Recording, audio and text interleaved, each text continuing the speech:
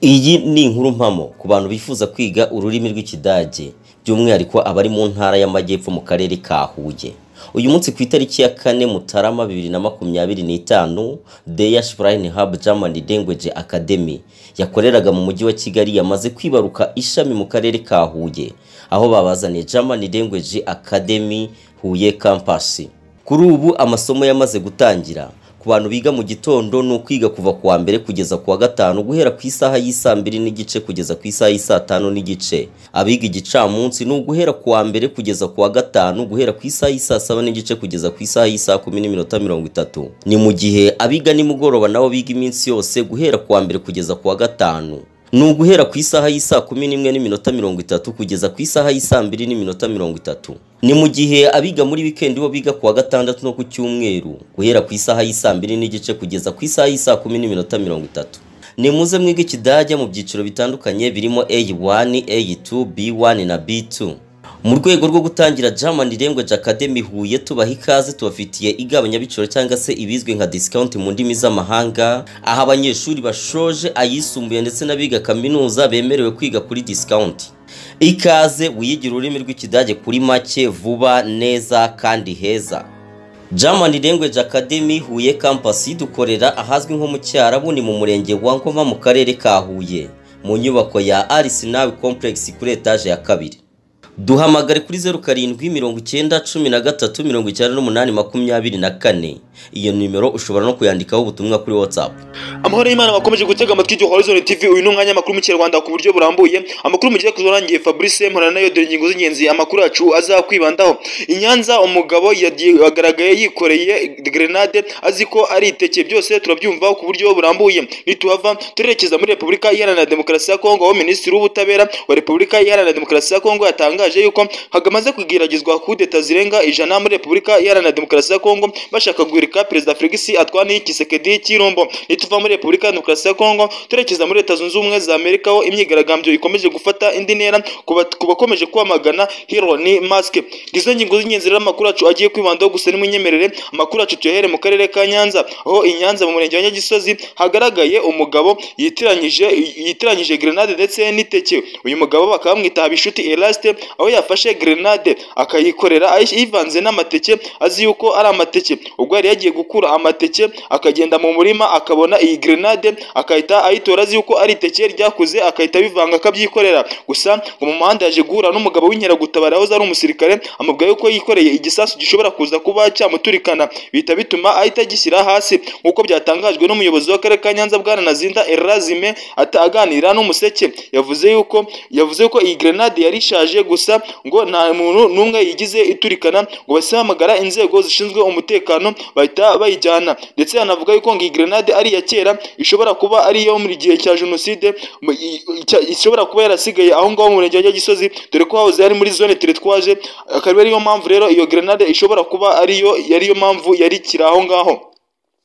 Mu yandi makuru hamaze kutangazwa yuko ngo hamaze kugeragezwa kudeta zirenga 100 muri Repubulika Iharanira Demokarasi ya Kongo. Ibi bikaba byatangajwe na Minisitiri w'Ubutabera muri Repubulika Iharanira Demokarasi ya Kongo, avuga yuko hamaze kugeragezwa kudeta zirenga 100 muri Repubulika ya Demokarasi ya Kongo bashaka kuba bahirika ubutegetsi bwa Perezida Felix Antoine Tshisekedi Tshilombo uyoboye Repubulika Iharanira Demokarasi ya Kongo. Ibi ngibi bakaba yabitangaje mu nama Ikishasa, nibyo yagerageje gutangaza. Yabibwiraga abari bitabiriye inama, gusa batavuga rumwe n'ubutegetsi bakomeje bavuga yuko ibi ngibi ari byo Perezida Felix Antoine Tshisekedi Tshilombo agenda yitwaza abeshya. Abi ngibi atari byo, nta kudeta bigize bagerageza muri Repubulika ya Demokarasi ya Kongo ku butegetsi bwa Perezida Felix Antoine Tshisekedi Tshilombo, niko bagerageje kuba bamunyomoza. Uyu mugabo wa Minisitiri w'Ubutabera bwa Repubulika Iharanira Demokarasi ya Kongo akomeje gushinjwa n'abantu benshi bavuga yuko ngabashaka kwikundwa kaza na Perezida Felix Antoine Tshisekedi Tshilombo kugira ngo amurebe neza, ndetse ngabashaka no kuba yamwisobujaho. Niko abantu benshi batavuga rumwe n'ubutegetsi bwa Repubulika Iharanira Demokarasi ya Kongo bagikomeje kugenda bashinza uyu mugabo ko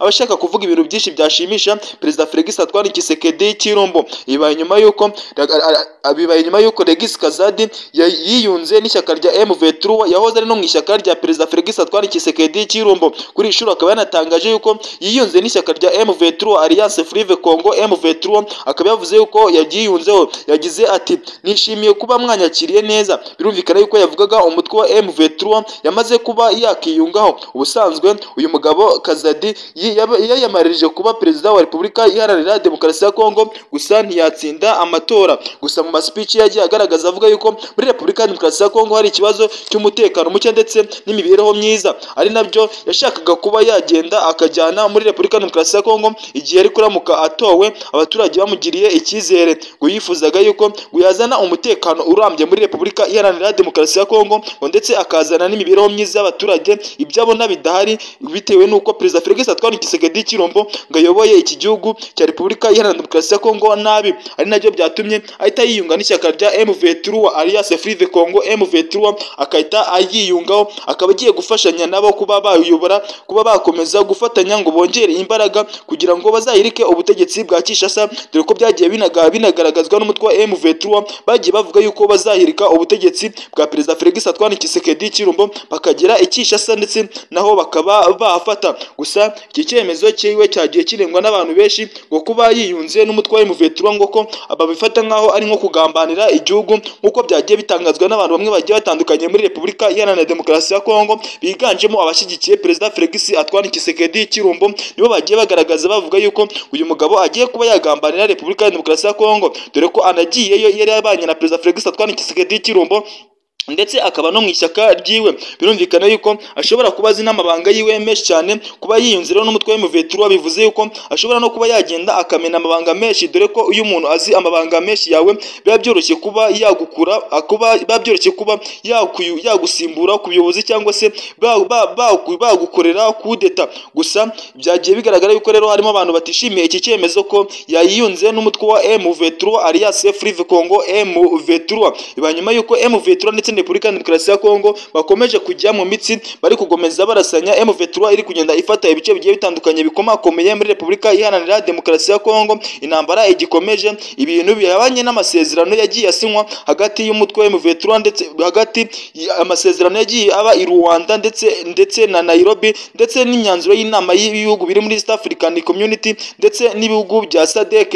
Ibi nibyo byagiye bagaragaza yuko iyi ntambara yakakwiye kuba yahagarara kugira ngo abaturage bakeneye ubutabazi babashe kuba babona, ndetse n'abaturage babashe kuba babona amahoro arambye muri Repubulika Iharanira Demokarasi ya Kongo. Muri Leta Zunze Ubumwe za Amerika imyigaragambyo ikomeje gufata indi ntera bitewe nuko hari abadashyigikiye umugabo bita Elon Musk, badashyigikiye yuko yazayobora Leta Zunze Ubumwe za Amerika. Kuva mu ntangiriro z'umwaka wa 2000 z'ukwezi kwa gatatu, imodoka zikoresha amashanyarazi ndetse zikorwa n'uruganda rwa Elon Musk zagiye zigabwaho ibitero ku badashyigikiye uyu nguyu bita Elon Musk. Bagiye bagerageza kuba bamugaba ibitero ku nganda ziwe ndetse n'imodoka ziwe zikoresha amashanyarazi.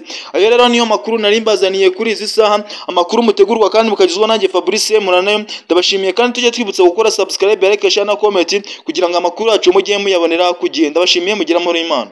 Iyi ni inkuru mpamo ku bantu bifuza kwiga ururimi rw'Ikidage, by'umwihariko abari mu ntara y'Amajyepfo mu karere ka Huye. Uyu munsi ku itariki ya 4 Mutarama 2025, Der Sprechen Hub German Language Academy yakoreraga mu mujyi wa Kigali yamaze kwibaruka ishami mu karere ka Huye, aho babazaniye German Language Academy Huye Campus. Kuri ubu amasomo yamaze gutangira.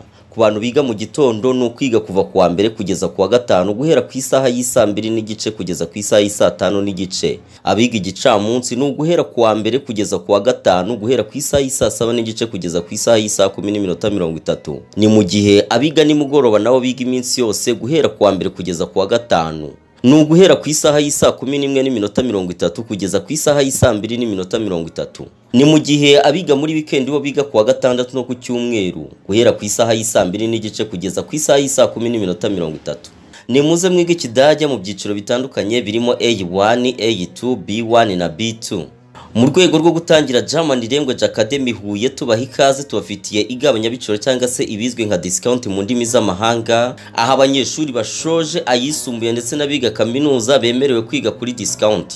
Ikaze wiyigira ururimi rw'Ikidage kuri make, vuba, neza kandi heza. German Language Academy Huye Campus dukorera ahazwi nko mu Cyarabu, ni mu murenge wa Ngoma mu karere ka Huye, mu nyubako ya Arsenal Complex kuri etage ya 2. duhamagare kuri 0790139824. Iyo nimero ushobora no kuyandikaho ubutumwa kuri WhatsApp.